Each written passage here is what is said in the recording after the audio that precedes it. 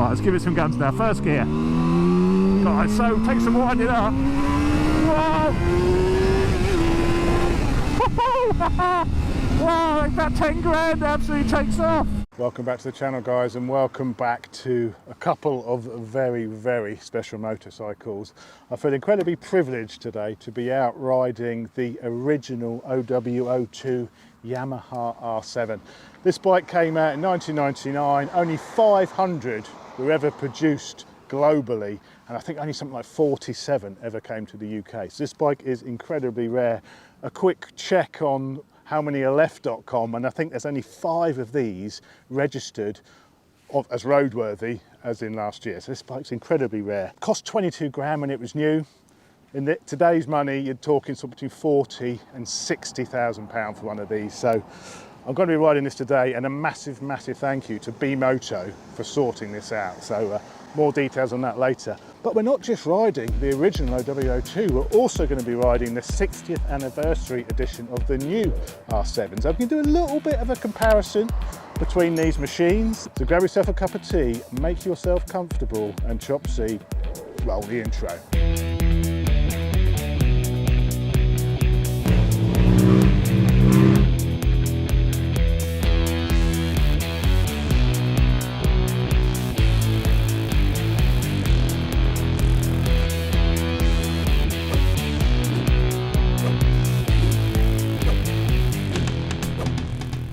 So here are the bikes. We've also got Bruce Dunn with us, famous MCN road tester, the Speedmaster.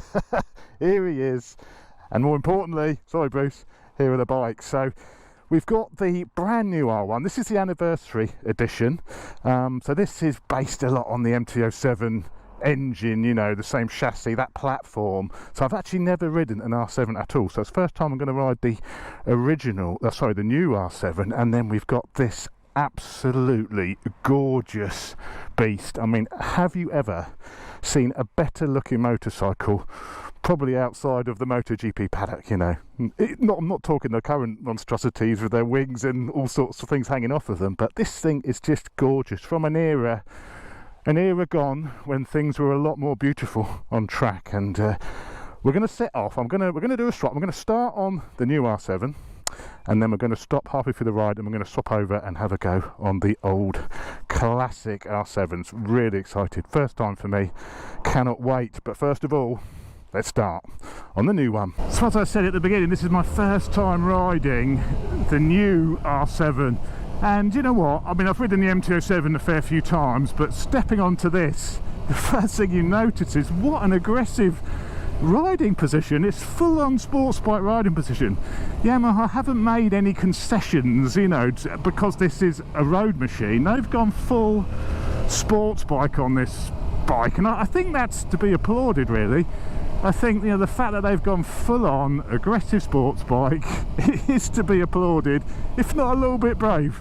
So this bike has the MT-07 CP2 motor in it. So as I say, exactly the same as what's in the MT-07. Almost 700cc parallel twin, obviously cross-plane crank, all of that good stuff. You know, gives it a load of grunt, a load of torque.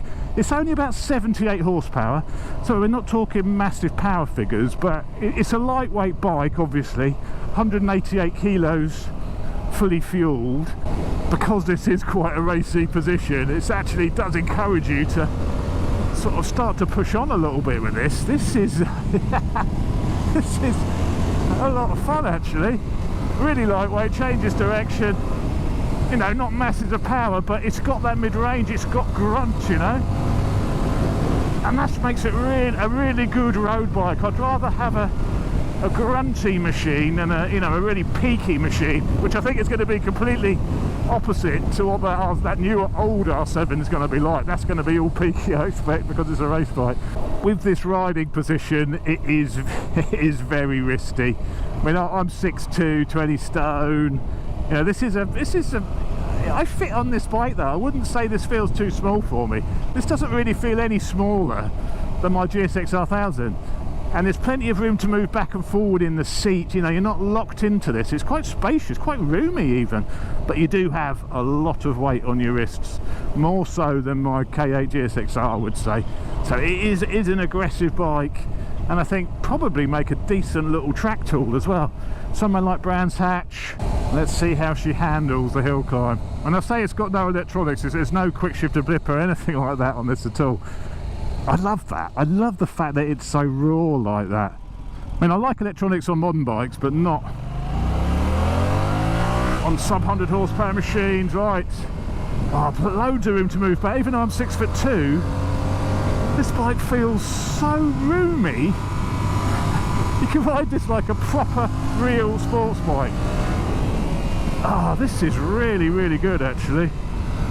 Loads of lean angle. Loads of feel. Yeah, this is brilliant. And you've got to really use and work that power to make the most out of it. Through some higher speed corners. It takes a little bit of bar pressure to change direction. I think it might have quite a long wheelbase, this. I say it's not too aggressive on the geometry. You know, it's very stable. You know, I think they've made it quite easy to ride. They've not made it too flighty. Right, let's pull over here. We're going to swap. I want to test that. I can't wait no longer. Right, you ready to swap there, mate? Yeah. He doesn't want to get off it. He doesn't want to get off it. Just look at it though. Just look at this bike. It's absolutely amazing, and this is basically 100% stock, apart from this one's got a full titanium Akropovich system, which is also pretty tight on that exhaust there. But yeah, these are incredibly special motorcycles. As you can see, you've got the twin fillers for endurance racing. But anyway, we'll do a full walk around of this in a minute with the decent camera. I'm just too excited. I want to jump on. Oh, jumping on it. Oh, it's actually, yeah, it feels a bit different to the other R7. The pegs are definitely higher. The bars are even more forward. Oh, let's fire out, let's fire out. I'm going to be careful on this ride because... Listen to that. This was one of the first fuel-injected motorcycles Yamaha ever made. I mean, this came out in '99. It's quite lively on the clutch there. Bloody hell. This came out in 1999, and I think there'd only been a couple of other bikes which were fuel injected at the time. And the R1 was still carbed at this point when this came out. Now, the R1 didn't go carbed for a few years' time. So now this is an early fuel injected bike. I'd be interested to see what it's like. God, it's really lively at the bottom when you rev it. Quite flat at the bottom end. Oh, it sounds beautiful. Oh yeah, this feels really cramped. I've never ridden a bike with the bars so low at the front. The tail feels high, the pegs are high. I do feel too big for this motorcycle. This isn't made for 6'2", 20-stone elephants. But what a thing. Let's have a little bit of a play around this faster corner here. Yeah, this feels so rigid. The chassis feels so rigid on this. I might do 110 odd though. That's in kilometres an hour. I thought I was doing 110 then. The geometry on this is supposed to be almost identical to the YZR 500 Grand Prix bike at the time. The frame, you know, this is a really short bike. Yeah, it's pretty agile, but the frame is like double thickness, so it's completely stiff. Obviously comes with Olin suspension, you know, which would have been changed out for racing, but it's got a very firm feel. You know, you hit a bump and it vibrates. But what a thing. It actually feels quite wide. The tank feels wide, because I think it's got something like a 22-litre tank. It's got a massive tank for endurance racing, so I was expecting it to feel really thin between your legs, but because of that massive tank, it actually feels quite wide. Yeah, those brakes, absolutely awful. Absolutely terrible, that front brake.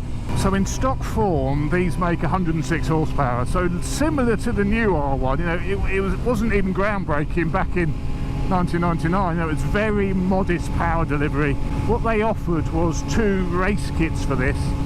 One which I think included an exhaust and the option to bring the second set of injectors online, which pushed the power to about 130 horsepower, 135 horsepower. And then for an additional £10,000 on the already £22,000 price tag, you could get the full race kit version, which took it to about 160 horsepower. The fairing on these cost, if you can find one, £8,500 for a replacement fairing. Apparently they're all sort of handmade, so no two are the same. So, yeah, we don't want to be sliding off this today. Let's just put it that way. B-Moto have got me covered though. I'm insured with B-Moto. They've sorted me out. They've covered me to ride this bike. But I'm sure they won't appreciate me sliding it down the road. Whoa, the power is all right up the top. Oh, it sounds wonderful. It's one of those bikes where completely opposite to the new R7. You know, it's very, you know, it's not much pull at the bottom at all. I will open up a bit more than that. You get to sort of 8 or 9 and then it starts to absolutely fly. I think this bike with the full, this bike is, I think, the standard, but it has that full titanium system, so I don't think it's the 130, maybe it is 130 horsepower. I don't know, it felt like it was going pretty well then, but it's a bit unknown as to what state of tune this bike has. It could just be 106 horsepower but with the fuller Kropovich, so probably maybe about 110 or something. We'll see, we'll give it a bit more guns in a minute and we'll see if we can diagnose see if the arse dyno could give us some power figures. Right, let's give it some guns now. First gear. Right, so take some winding up. Whoa! Wow, about 10 grand absolutely takes off. At 10,000 revs, it absolutely takes off and sounds incredible, but it's so flat, below like 9 grand. You can tell this is just an absolute race engine. But my God, you get to 10,000, you've got a couple of thousand revs there where it's absolutely flying. That feels like more than 109 horsepower. Whether it's because it's so flat at the bottom that when you're getting that 109, it's like a slap around the face of 109 horsepower. So maybe, cheers mate, maybe that's why it feels more, because it's so flat until that point. But my goodness, where this bike excels, I think, will be the handling without a question. Oh, it's locked to the road. Woohoo! Those brakes are terrible. Oh, it's so firm. So much feedback from the tarmac. Oh, it's such an awkward position for a larger rider. I can't move around this very well compared to the new R7. But you can just tell everything is firm, you know, it's a really rigid bike, this. Really rigid. But the sound and the howl when you open this up, oh man, that's addictive, that's intoxicating.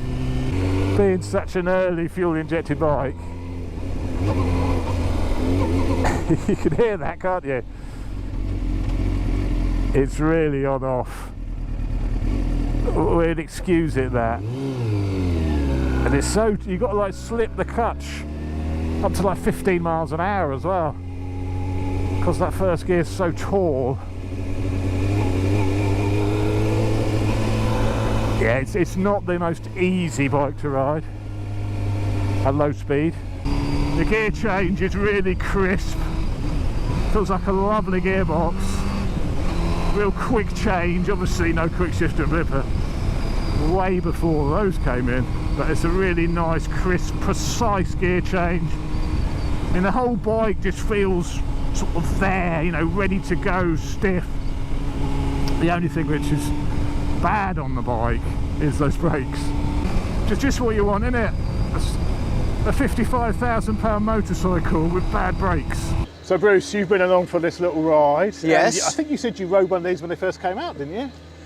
Mate, I rode this one. I uncrated this actual bike. This actual bike? A pal of mine bought it, yeah. He was a farmer in the Fens, right? Do you want the story? Yeah, he was a farmer in the Fens, the lowest point in England, below sea level, rich in oxygen. He had a rush of blood, and it was an advert in Motorcycle News.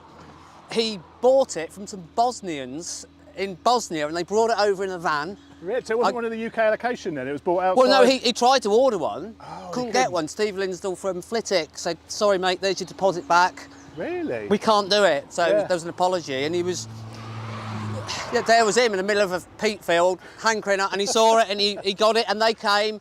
And the other thing is about that, this bike was, I had to pretend I'd gone halves on it with him because his wife was going to kick off. So I had to be super excited, which I was anyway, about uncrating it with him when we got it home. So anyway, 25 years later, I'm here again with it. Yeah. But we did, because he was like a pal of the magazine and the paper and all that at the time, he let us ride it for tests and that. Yeah. So, and I must say, getting on it today is like being born again. Yeah, beautiful, isn't it? Really, yeah. Beautiful. So it hasn't got road manners. It's a little bit harsh, and it's really like lively on the throttle. The fuel injection, you can tell it's quite an early system, especially in town. It's like on or off. But it's a breath of fresh air. Like I said to you earlier, it's devoid of all that Euro 4 and 5 nonsense, you know. And even when I was following you, you can smell unburnt hydrocarbons. No catalyser. Winner. Clicks into first nicely, and it's really difficult to sort of get rolling without really having to slip it and get loads of revs involved.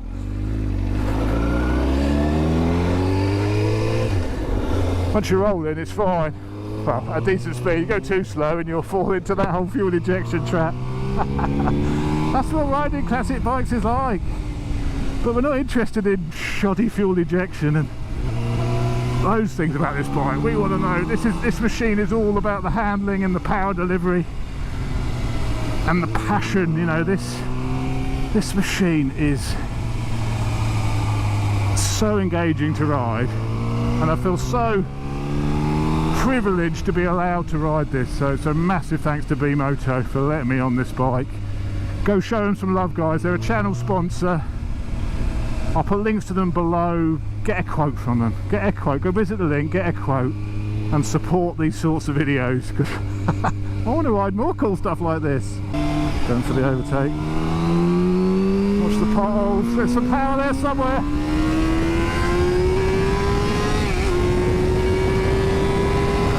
Whoa! Oh, it absolutely sings. Yeah, Botty Dyno. I reckon it's about 115, something like that. But it's the way it's delivered, because it all comes in at once. It feels like there's more, and it just sounds so glorious.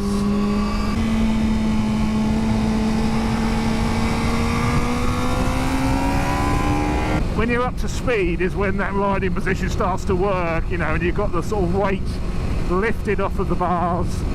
The seat is pretty big. It's very, very wide, the seat, and you can move back a sort of similar amount to what you can on the new R7. It actually feels sort of similar from a sort of seating amount of room, much wider in the tank than the new R7. And the new R7 is quite a crouch, but nothing like this. This feels like 2 inches lower than the new R7, the bars. Oh, down on the box there.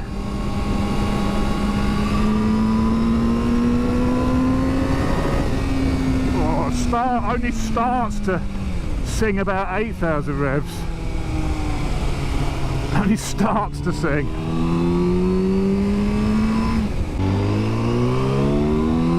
Dead, dead, dead, dead, dead. There it is. Move your leg over, hang out the seat a little bit. Little dab on those poor brakes. Yeah, it is. Absolutely loves the road. This is so planted. The poise, that's the word for it. The poise of the bike. It's beautiful.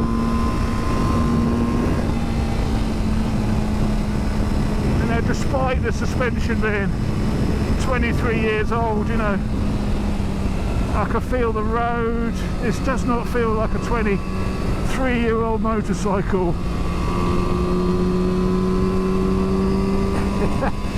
Without thrashing its tits off, which I don't want to do.